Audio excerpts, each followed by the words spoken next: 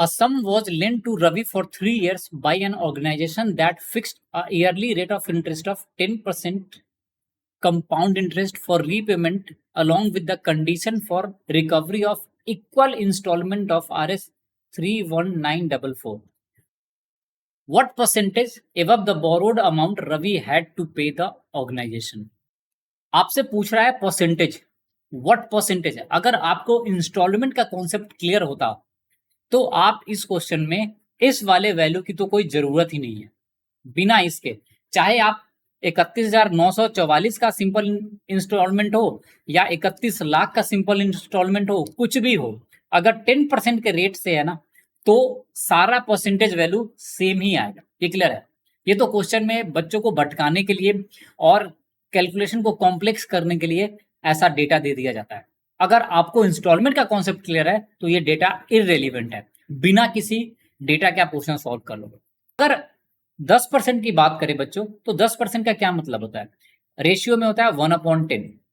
तो अगर एक साल के लिए 10 रुपया होगा तो एक साल के बाद बढ़ के वो कितना हो जाएगा? 11 रुपया हो जाएगा। ये क्लियर है। 1/10 से वैल्यू बढ़ाना मतलब 10 में 1 रुपया और बढ़ जाएगा तो ये 11 हो जाएगा। तो 2 साल में 100 रुपया बढ़ के कितना हो जाएगा बच्चों? वो हो जाएगा 121 रुपया। इसको भी स्क्वायर करो और इसको भी स्क्वायर करो। ये है 1 ईयर के लिए, ये है 2 ईयर्स के लिए, और अगर मैं 3 ईयर्स की बात करूं तो इस वैल्यू को क्यूब कर दो बच्चों, तो ये हो जाएगा 1000 रुपीज अगर है तो आपको 3 साल के बाद देना पड़ेगा कितना? वो देना पड़ेगा बच्चों 1331। ये क्लियर है? नाउ अगर आप 100, 100 और 1000 रुपीज अगर इस तीनों को ऐड करोगे तो ये प्रिंसिपल है, तो 3 साल के बाद ये सारा वैल्यू देना होगा। लेकिन इंस्टॉलमेंट के केस में हम क्या करते हैं?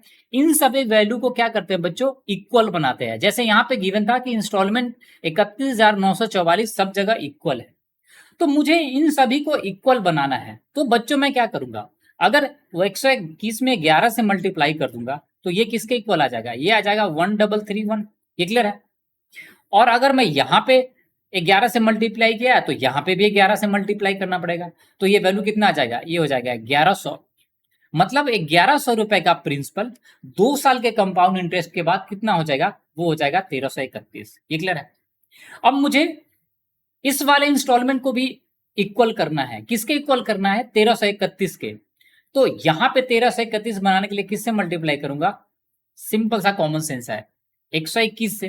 तो अगर मैं इसको बनाऊं 121 से मल्टीप्लाई करूं बच्चे तो ये कितना हो जाएगा? ये हो जाएगा 1210 रुपया। ये क्लियर है?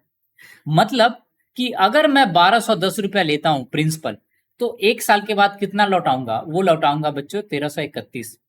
अगर मैं 1100 रुपया लेता हूं कर्ज में तो 2 साल के बाद कितना लौटाऊंगा बच्चों? फिर से लौटाऊंगा 1331।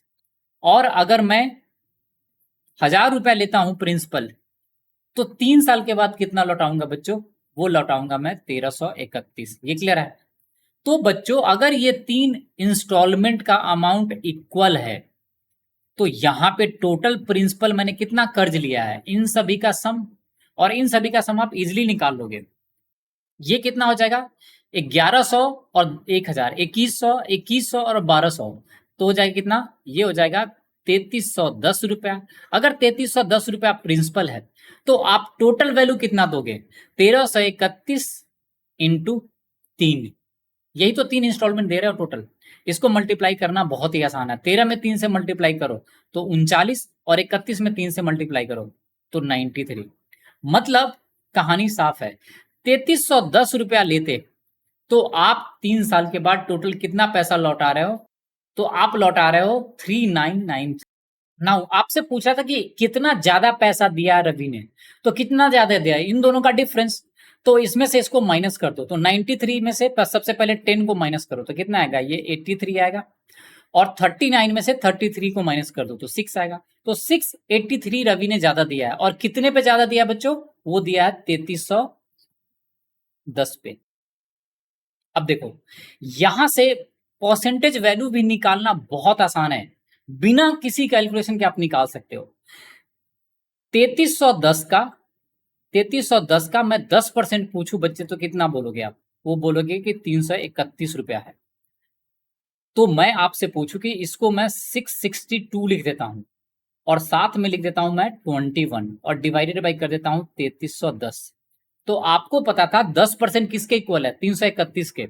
तो 662 कितना हो जाएगा? 20% के। ये क्लियर है?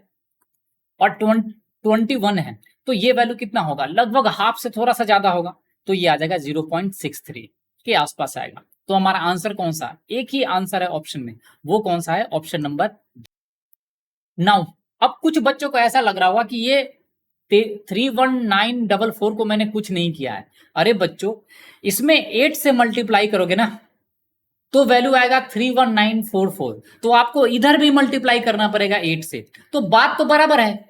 आप 100 रुपया पे कैलकुलेट कर रहे हो या 1 लाख पे कैलकुलेट कर रहे हो या 10 करोड़ पे कैलकुलेट कर रहे हो, सिंपल इंटरेस्ट और कंपाउंड इंटरेस्ट सेम ही रेट से चेंज होगा। ये क्लियर है? सिंपल इंटरेस्ट सिंपल तरीके से और कंपाउंड इंटरेस्ट कंपाउंड तरीके से चेंज होगा।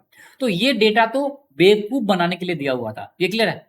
So I hope आपको ये समझ में आ गया होगा। So thanks for watching the video. If you like the video, do subscribe the channel and share the channel with your friends.